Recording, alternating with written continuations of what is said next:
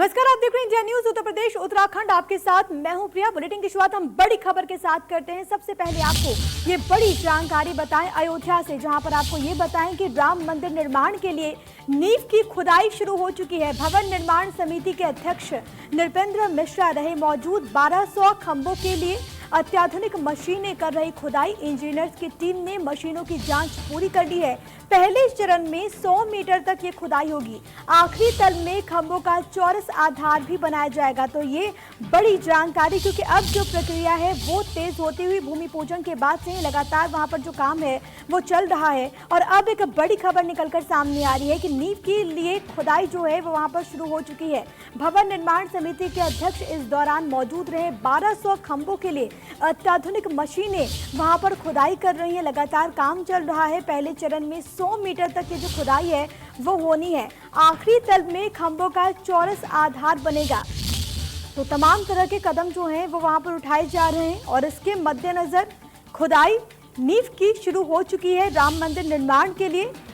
और इस दौरान वहां पर भवन निर्माण समिति के अध्यक्ष की मौजूदगी रही। काफी भव्य ये राम मंदिर, और इसको लेकर अब जो प्रारंभिक कार्य है वो शुरू हो चुका है।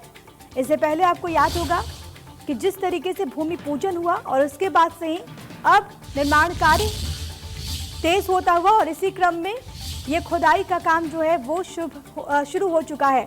अबुल बशर मेरे सहयोगी तमाम जानकारी के साथ इस वक्त मेरे साथ मौजूद हैं। अबुल, अपने आप में वहां पर ये और इसके मायने अपने आप में खास हो जाते हैं, क्योंकि लंबा इंतजार, लेकिन अब जो प्रक्रिया है वो वहां पर तेज होते हुए खुदाई शुरू हो चुकी है। हाँ बिल्कुल, चूंकि जिस तरीके से एक लंबा इंतजार था, उसके बाद भूमि पूजन हुआ। भूमि पूजन के बाद मंदिर का नक्शा पास हुआ। नक्शे पास होने के बाद ही कयास लगाए जा रहे थे कि बहुत जल्द अब नींव की खुदाई का काम भी शुरू हो जाएगा, क्योंकि नींव की डिजाइन भी L&T कंपनी ने ट्रस्ट को दिखा दी थी। तो ऐसे में जो खुदाई का काम है वो शुरू होना था। और आज नृपेंद्र मिश्रा जो राम मंदिर निर्माण समिति के चेयरमैन है वो पहुंचे थे। और हालांकि उनका कल भी दौरा है और वो परसों यहाँ से दिल्ली के लिए रवाना होंगे। तो ऐसे में माना जा रहा था कि अब निर्माण कार्य में तेजी आएगी और लगभग सारी मशीनें भी जो खुदाई के काम में लगी होती है वो बड़ी मशीनें भी L&T कंपनी यानी लार्सन टर्बो कंपनी ने मंगा ली थी और जो परिसर में पहुंच चुकी थी। अब कहा यह जा रहा है ट्रस्ट की तरफ से कि जो मंदिर की नींव है वो काफी गहरी होगी, 100 फीट नीचे जाएगी और करीब 1200 पिलर्स होंगे। 1200 पिलर्स 100 फीट नीचे गहराई तक जाएंगे, क्योंकि ट्रस्ट ने पहले ही साफ कर दिया था कि जो मंदिर होगा वो इस तरीके का होगा कि कभी आंधी तूफान में भी वो टिका हिल ना सके। और यही नहीं, उसकी मजबूती इतनी ज्यादा होगी कि 1000 साल तक वो ऐसे ही बना रहेगा। तो यही सारी चीजों पे काम शुरू है और कोशिश ये है कि मंदिर भव्य हो, मजबूत हो, सुंदर हो और कहीं कोई कसर ना रहे। ट्रस्ट की ये कोशिश है। और इसी के साथ ही आज राम जन्मभूमि की अस्थायी सुरक्षा समिति की भी बैठक हुई है, जिसमें ADG सुरक्षा DK सिंह मौजूद थे, ADG जोन थे SN सावत मौजूद थे। इन लोगों ने पूरे परिसर का जायजा लिया है और खास तौर से इस चीज का ध्यान रखा है कि एक तरफ तो जो मंदिर का निर्माण हो रहा है उसकी सुरक्षा व्यवस्था इस दौरान कैसी हो, और साथ ही साथ जो अस्थायी मंदिर है जहां पर लोग दर्शन करने आ रहे हैं वहां की सुरक्षा कैसी हो। इन सारी चीजों को लेकर भी एक सुरक्षा समिति की एक बैठक हुई है, जो अहम बैठक थी, जिसमें ADG सुरक्षा DK सिंह खुद मौजूद थे। तो माना जा रहा है कि अब हर लिहाज से तैयारियां चरम पर है। जी, जाहिर तौर पर तो ये अपने आप में महत्वपूर्ण हो जाता है, जिसका जिक्र अबुल बशर आप अभी यहाँ पर कर रहे थे कि मंदिर की भव्यता और साथ ही साथ सुरक्षा को लेकर, मजबूती को लेकर भी वहाँ पर लगातार फैसले लिए जा रहे और कदम उठाए जा रहे हैं। बहुत बहुत शुक्रिया आपका तमाम बातचीत और तमाम जानकारी के लिए। तो आपको यहाँ पर यह बताया कि खुदाई का काम जो है वो वहाँ पर शुरू हो चुका है। और इस बीच एक बड़ी खबर गोंडा से मिल रही है, जरा इससे आपको रूबरू करवा देते हैं। आपकी टीवी स्क्रीन पर ये बड़ी जानकारी आपको दे। आपको ये बताएं कि जहरीली गैस के चलते 5 लोग कुएं में फंसे हैं। ये आपको बड़ी जानकारी गोंडा से दे रहे हैं। कुएं में गिरे बछड़े को निकालने गए थे ये युवक वहां पर, और फायर ब्रिगेड और पुलिस टीम रेस्क्यू करने में फिलहाल वहां पर जुटी हुई है। फायर ब्रिगेड की टीम ने कुएं में पानी भरा है, ये आपको बड़ी जानकारी दे रहे हैं। नगर कोतवाली क्षेत्र के महाराजगंज का ये पूरा मामला जहां पर ये युवक वहां पर फंस गए, ये आपको बड़ी जानकारी दे रहे हैं गोंडा से, जहां पर जहरीली गैस के चलते 5 लोग के कुएं में फंसे होने की खबर मिल रही है। दरअसल कुएं में गिरे बछड़े को निकालने वहां पर वो युवक गए थे और वो वहां पर फंस गए। फायर ब्रिगेड की टीम मौके पर मौजूद, पुलिस टीम भी वहां पर मौजूद है। रेस्क्यू का काम लगातार जारी है ताकि जल्द से जल्द इन 5 युवकों को निकाला जा सके। नगर कोतवाली क्षेत्र के महाराजगंज का ये पूरा मामला बताया जा रहा है। तो गोंडा से एक खबर आपकी टीवी स्क्रीन पर आपको ये ब्रेकिंग न्यूज बता रहे हैं। जहरीली गैस की वजह से 5 लोग कुएं में फंसे हुए हैं। कुएं में दरअसल एक बछड़ा जो कि गिर गया था, उसको वहां पर वो युवक बचाने गए थे, निकालने गए थे। और ये तस्वीरें भी आपकी टीवी स्क्रीन पर एक्सक्लूसिव तस्वीरें आपको दिखा रहे हैं। एक बछड़े की गिरने की खबर वहां पर आई, तब ये युवक उस बछड़े को निकालने गए थे और वो इस दौरान फंस गए। परिजनों का रो रो कर बुरा हाल। आपको यहाँ पर ये तस्वीरें भी हम दिखा रहे हैं। जहरीली गैस के चलते 5 लोग जो कि कुएं में फंस गए और वहाँ पर किस तरीके से अफरा तफरी का माहौल हो गया, आसपास के लोगों का हुजूम वहाँ पर देखने को मिल रहा है। हालांकि तुरंत यहाँ पर पुलिस को सूचित किया गया, साथ ही साथ फायर ब्रिगेड की टीम भी वहाँ पर पहुँची है और कोशिश ये है कि रेस्क्यू ऑपरेशन के जरिए इन 5 को निकाला जा सके। लेकिन वहाँ पर जहरीला गैस होने की वजह से काफ़ी दिक्कतें वहाँ पर पेश आ रही हैं। पुलिस प्रशासन के समक्ष भी फायर ब्रिगेड की टीम ने वहाँ पर कुएं में पानी भरा है ताकि प्रेशर की वजह से ज़रा लाभ वहाँ पर टीम को मिले। लेकिन वहाँ पर जो आसपास के लोग हैं उनमें दहशत का माहौल भी। परिजन जो हैं इन 5 युवकों के, उनका रो रो कर बुरा हाल है। हम आपको तस्वीरें भी दिखा रहे हैं, ग्राउंड जीरो की तस्वीरें भी आपकी टीवी स्क्रीन पर। देखिए किस तरीके से वहाँ पर पानी भरने का काम वहाँ पर किया जा रहा है। दरअसल अभी तक जो भी जानकारी निकल कर सामने आई है वो यही बताती है कि वहाँ पर एक बछड़े की गिरने की खबर मिली। उसके बाद गांव के 5 लोग ऐसे जो कि उस कुएं में गए उसको निकालने के लिए, बचाने के लिए, और इसी दौरान वो इस कुएं में फंस गए। जहरीली गैस की वजह से 5 लोग कुएं में फंस गए और इसके बाद जैसे ही वहाँ पर आसपास के लोग कुछ मौजूद थे, उनमें अफरा तफरी का माहौल हो गया। उन्होंने कोशिश हालांकि की, लेकिन बाद में उन्होंने तुरंत पुलिस को सूचित किया, जिसके बाद पुलिस वहाँ पर पहुँची, फायर ब्रिगेड की टीम भी मौके पर पहुँची और वहाँ पर अभी स्टार्टिंग में कुएं को भरने की कोशिश की गई है। पानी से वहाँ पर पानी डाला गया है ताकि इससे कुछ फ़ायदा मिले, लेकिन परिजनों का रो रो कर बुरा हाल है। गांव के लोग काफ़ी दहशत में हैं। कुएं में गिरे बछड़े को निकालने वो युवक गए थे, लेकिन अचानक ये हादसा, 5 युवक इसमें फंस गए। हम आपको एक्सक्लूसिव तस्वीरें भी वहाँ पर दिखा रहे हैं। आसपास के लोग काफ़ी डरे हुए हैं, काफ़ी सहमे हुए हैं, क्योंकि गांव के हैं 5 युवक और उनके परिजन की हालत अभी बहुत ज़्यादा गंभीर, क्योंकि वो लोग काफ़ी डरे हुए हैं। अनहोनी की आशंका उनके जहन में भी और इसको लेकर परिवार का रो रो कर बुरा हाल है। अनुराग मेरे सहयोगी तमाम जानकारी के साथ इस वक्त मौजूद हैं। अनुराग, फिलहाल ताज़ा अपडेट्स ग्राउंड जीरो पर आपके पास क्या कुछ? जी प्रिया जी, हम दर्शकों को बता दें कि गोंडा में कोतवाली नगर के राजा मोहल्ले का में एक कुआं है, जहां पर एक बछड़ा गिर गया था। उसको निकालने के लिए पहले 1 लोग उतरे, फिर 1 लोग उसमें गए तो फंस गए। उसके बाद एक एक करके 5 लोग कुएं में उतरे और कुएं में उतरने से जहरीली शराब, जहरीली गैस उसमें निकलने के चलते 5 लोग उस कुएं में बेहोश हो गए और कुएं में पानी भरा हुआ। इसके बाद मौके पर पुलिस पहुंची है, फायर ब्रिगेड की टीम पहुंची है। रेस्क्यू कर 5 को निकाला गया है और उनको जिला अस्पताल भेजा गया है। फिलहाल अभी उनकी स्थिति गंभीर बनी हुई है। किसी का, पुलिस ने अभी कोई कंफर्मेशन नहीं किया है कि डेथ हुई है कि नहीं। फिलहाल अभी उनको कुएं से रेस्क्यू करके 5 लोगों को निकाला गया है और ये 3 परिवार से लोग हैं। ये राजा मोहल्ले के सब निवासी बताए जा रहे हैं और इनको जिला अस्पताल भेजा गया है इलाज के लिए और उसके बाद ही कंफर्म हो पाएगा कि। ठीक है अनुराग, ये बड़ी जानकारी आप दे रहे कि इस पूरे प्रकरण में जिस तरीके से वहां पर 5 लोग फंसे हुए थे उनको निकाल लिया गया और अभी जो ताज़ा जानकारी निकलकर सामने आ रही है कि 5 की मौत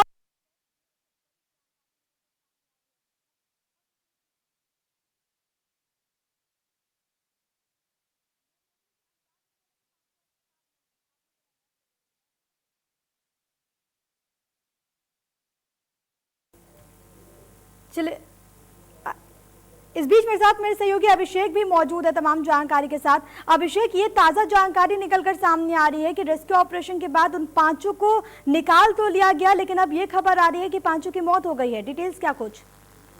जी प्रिया, मैं बता दूं कि ये बहुत ही दिल दहला देने वाला जो वाकया हुआ है, गोंडा में एक घटना हुई है, दर्दनाक घटना हुई है।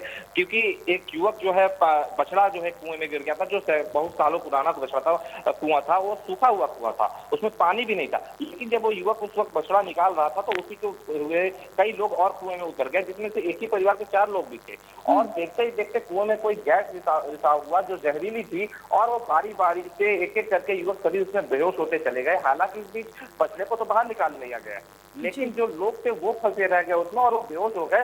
बाद में आनंद फानंद में पुलिस को सूचना दी गई, दमकल विभाग की पूरी टीम पहुंची और उसमें जो है अपर पुलिस अधीक्षक की अगुवाई में वहां पर पानी भरवाने का काम करने लगे। सीढ़ी का रेस्क्यू ऑपरेशन के लिए सीढ़ी लगाई गई और पानी भरा गया, लेकिन कहीं ना कहीं देर हो चुकी थी। और कहीं ना कहीं जो अब सामने आ रहा है कि इसमें 5 लोगों की जो निकाला गया है वो कहीं ना कहीं उन्हें मृत बताया जा रहा है। फिर भी पुलिस अभी अपनी पूरी पुष्टि करने के लिए डॉक्टरों की टीम को भी बुला रही है, ताकि इसमें और कहीं कोई भी गुंजाइश न रह जाए। क्योंकि पहला प्रयास जो हर अपर पुलिस अधीक्षक से बात हुई, उन्होंने कहा कि लोगों की जान बचाना हमारी पहली प्राथमिकता है। लेकिन कहीं न कहीं इस घटना में और इस पूरे वाकया में कहीं न कहीं देरी हो चुकी है, क्योंकि जहरीली गैस से किस तरह से देखा जा सकता है, बछड़ा भी तड़प रहा था। तो ऐसे में अंदर जो लोग थे वो कहीं न कहीं उनका दम इस जहरीली गैस से घुट गया है और उनकी अब जो है सामने आ रहा है कि उनकी मौत हो गई। प्रिया जी, जाहिर तौर पर तो ये अपने आप में दर्दनाक हादसा, दम घुटने से उन 5 की मौत हो गई। अभिषेक, वरीय अधिकारी क्या कुछ बता रहे हैं, खास तौर पर जिस तरीके से आप जिक्र कर रहे हैं कि कुएं में जहरीली गैस की वजह से वहां पर दम घुटने से इन 5 की मौत हो गई है।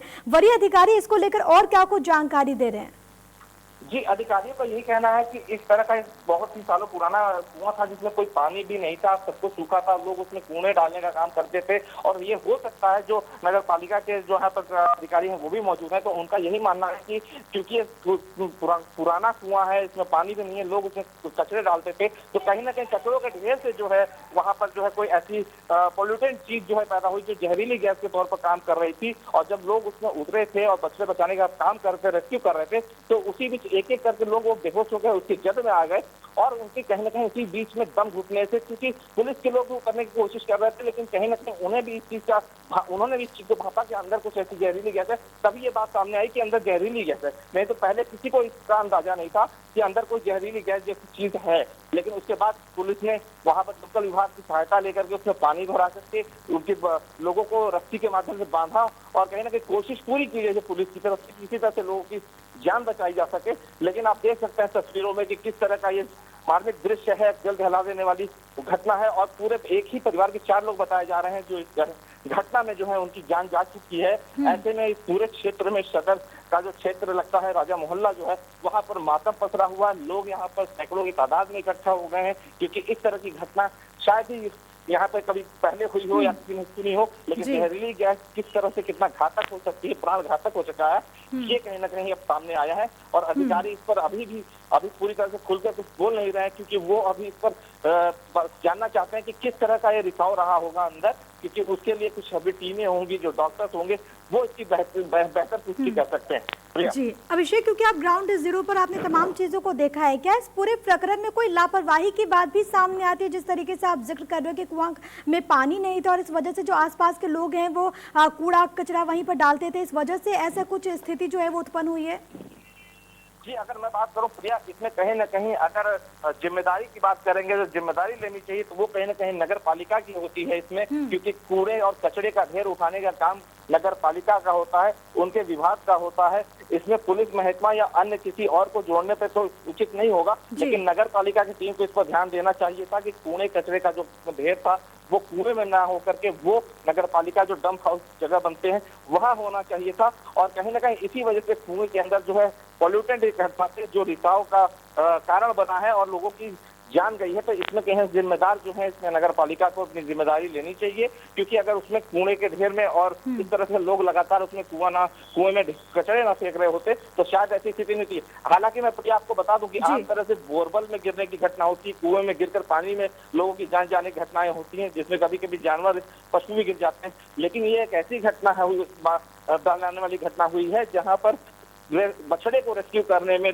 और उसके चपेट में जहरीले गैस के जद में आने से 5 लोगों की मौत हो गई है, एक परिवार के 4 लोगों की मौत हो गई है और पूरा का पूरा जो है लोगों के घर में जो खुशी थी वो मातम में बदल गई है। तो ऐसे में कहीं ना कहीं यहाँ पर अगर जिम्मेदारी की बात की जाए और लापरवाही की बात अगर जोड़ते हैं तो इसमें सीधे तौर पर नगर पालिका प्रशासन का जिम्मा होना चाहिए, क्योंकि ऐसी घटना ना होती। अगर कुएं को ढकने का भी काम किया गया होता तो भी शायद ये घटना बच सकती थी, ऐसी लोगों की जान बच सकती थी और ऐसी कोई घटना मौजूदा जो अभी हुई है वो भविष्य में शायद कभी दोहराने को ना मिले। जी, जाहिर तौर पर ये अपने आप में एक महत्वपूर्ण सवाल है और ऐसे में पालिका को कहीं ना कहीं तमाम चीज़ें जो हैं वो सुनिश्चित करनी होगी ताकि ऐसी घटनाएं जो हैं वो भविष्य में निकलकर सामने ना आए। बहुत बहुत शुक्रिया अभिषेक आपका तमाम बातचीत के लिए और तमाम जानकारी के लिए। तो आपको यहाँ पर ये बताएं कि ये दुखद घटना जो है वो सामने आई है जहाँ पर कुएं में 5 लोग गिर गए। हालांकि वहाँ पर पुलिस की ओर से कड़ी मशक्कत की गई कि सकुशल इन्हें निकाल लिया जाए, लेकिन उसके बाद अब ये खबर निकलकर सामने आ रही है कि दम घुटने की वजह से इन 5 लोगों ने जान गंवा दी है। गोंडा से ये खबर, परिजनों का रो रो कर बुरा हाल है। चलिए बात कर लेते हैं वाराणसी की, जहां से एक बड़ी खबर मिल रही है। बीएचयू के लापता छात्र मामले में नया मोड़ आ गया है। एक छात्र को पुलिस के नाम से धमकी मिली है। लापता छात्र के पिता की मदद कर रहा था वो छात्र। बाइक से रोक पहले चेक किए गाड़ी के कागजात, फिर फर्जी मुकदमे में फंसाने की बात कही गई। शख्स ने खुद को बताया क्राइम टीम का हिस्सा। छात्र दीपक ने लंका थाने में शिकायत की है। इलाहाबाद हाई कोर्ट में ये पूरा मामला चल रहा है। पुलिस को कोर्ट ने दिया है 22 सितंबर का अल्टीमेटम। और अब इस पूरे मामले में एक नया ट्विस्ट सामने आया है। जो छात्र जो कि लगातार पिता की मदद कर रहा है, उस छात्र को धमकी दी गई है, पुलिस के नाम से धमकी दी गई है, फिर फर्जी मुकदमे में फंसाने की बात कही गई है। यानी कि पहले तो युवक को रोका गया, पहले उस छात्र को रोका गया कागजात देखने के बहाने, और उसके बाद ये धमकी जो है वो दी गई है। फर्जी केस में फंसाने की धमकी भी उस शख्स को दी गई है। एक छात्र को पुलिस के नाम से धमकी मिली है। ये अपने आप में एक नया टर्न आ गया है। लापता छात्र के पिता की वो छात्र मदद कर रहा था। बाइक से रोक पहले चेक किए गाड़ी के कागजात, वहां पर जो लोग मौजूद थे, फिर फर्जी मुकदमे में फंसाने की बात कही गई है। वहीं आपको बताएं कि आगरा कलेक्ट्रेट में आत्मदाह का प्रयास, महिलाओं ने बच्चों समेत आत्मदाह का प्रयास किया। एसएसपी कार्यालय के सामने डाला केरोसिन ऑयल। ये आपको तस्वीरों के साथ बता रहे, ये बड़ी जानकारी। पुलिस ने महिला से छीना केरोसिन तेल। न्याय के लिए भटक रही है पीड़ित महिला। दबंगों ने परिवार पर हमला किया था। महिला का पति अस्पताल में भर्ती है। थाना सदर क्षेत्र की वो पीड़ित महिला है। न्याय के लिए भटक रही है ये महिला, और यहाँ पर इतनी ज्यादा परेशान कि उन्होंने आत्मदाह की कोशिश की। उनके साथ बच्चे भी मौजूद थे। आगरा कलेक्ट्रेट में आत्मदाह का प्रयास हुआ है। ये तस्वीरें भी आपकी टीवी स्क्रीन पर, और देखिए किस तरीके से वो महिला अपने बच्चों पर भी केरोसिन ऑयल डाल रही है। और वहां पर वो तो वक्त रहते पुलिस ने उसे बचा लिया, महिला को रोक दिया, नहीं तो कुछ भी अनहोनी हो सकती थी। इससे पहले आपको याद होगा कि राजधानी लखनऊ से भी ऐसी तस्वीर निकलकर सामने आई थी, लेकिन अब जो एक और तस्वीर ऐसी निकलकर सामने आई है वो कई गंभीर सवालों को जन्म देती हुई, क्योंकि महिला बहुत ज्यादा परेशान है। उसका कहना है कि उसे इंसाफ नहीं मिल पा रहा, और इस वजह से एसएसपी कार्यालय के सामने उसने आत्मदाह की कोशिश की। और इस बीच एक और बड़ी जानकारी कानपुर से मिल रही है। आपको बताएं कि लव जिहाद से जुड़ा मामला सामने आया। किराए के मकान में रह रहा था आरोपी युवक। नाम और जाति बदलकर वो युवक वहां पर रह रहा था। पड़ोस की लड़की का शारीरिक शोषण भी उसने किया। 2 साल से शादी का झांसा दे रहा था। युवती के परिजनों ने हिंदुवादी संगठन पुलिस को सूचित किया। तलाशी के दौरान आर्यन मल्होत्रा के नाम से आईडी मिली। युवक का असली नाम है फतेह खान। आईडी मिलने के बाद शातिर को पुलिस के हवाले कर दिया गया। नौबस्ता थाना क्षेत्र के गोपाल नगर इलाके का ये पूरा मामला बताया जा रहा है। लव जिहाद का एक और मामला सामने आया है। ये आपको बड़ी जानकारी दें। आइडेंटिटी बदलकर, पहचान बदलकर एक युवती को पहले उस शख्स ने फंसाया। 2 साल तक उसका शारीरिक शोषण किया। किराए के मकान में वो शख्स रह रहा था अपनी पहचान छिपाकर, और पड़ोस की लड़की को शादी का झांसा उसने दिया। 2 साल से दबाव बना रहा था। नाम और जाति बदलकर वो युवक वहां पर रह रहा था। हालांकि जानकारी मिलने के बाद पुलिस ने उसे गिरफ्तार कर लिया।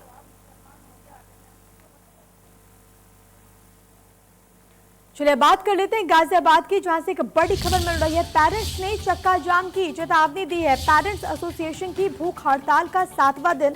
डीएम ने की डीएफआरसी के साथ बैठक। डीएम ने समस्या का हल निकालने का आश्वासन दिया। आज हल ना निकलने पर पेरेंट्स करेंगे चक्का जाम। तो ये बड़ी खबर आपके टीवी स्क्रीन पर। लगातार पेरेंट्स यहाँ पर मुखर होते हुए, हालांकि डीएम वहां पर पहुंचे और उन्होंने समस्या का हल निकालने का आश्वासन भी दिया, लेकिन पेरेंट्स की ओर से चेतावनी दे दी गई है कि अगर आज कोई हल नहीं निकाला गया तो वो चक्का जाम करेंगे। पेरेंट्स एसोसिएशन की भूख हड़ताल का 7वां दिन। लंबे वक्त से ये लोग विरोध जाहिर कर रहे हैं। डीएम ने डीएफआरसी के साथ बातचीत भी की है।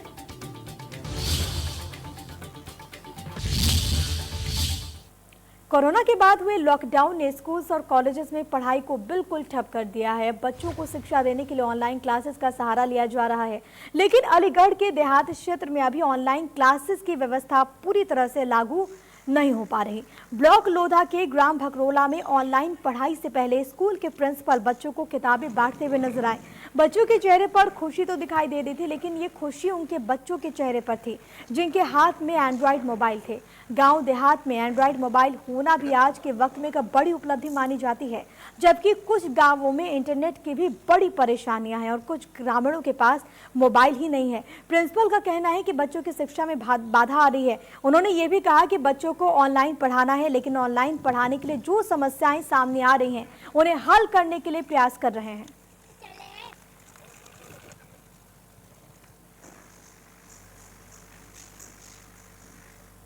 चलिए आगे बढ़ते हुए कानपुर की बात कर लेते हैं, जहां के कोविड प्राइवेट फैसिलिटी का औचक निरीक्षण किया गया। डीएम सीएमओ ने व्यवस्थाओं का जायजा लिया है। डबल पुलिया में है Covid private facility. Video calling से आईसीयू के मरीजों से बातचीत की गई। डीएम आलोक तिवारी ने दिशा निर्देश दिए हैं। कानपुर से खबर आपको बता रहे, हालात का जायजा लिया गया। कोविड प्राइवेट फैसिलिटी डबल पुलिया में है और ऐसे में वीडियो कॉलिंग से आईसीयू के मरीजों से बातचीत की गई और डीएम आलोक तिवारी ने इस दौरान तमाम तरह के दिशा निर्देश अधिकारियों को वहां पर मौके पर दिए।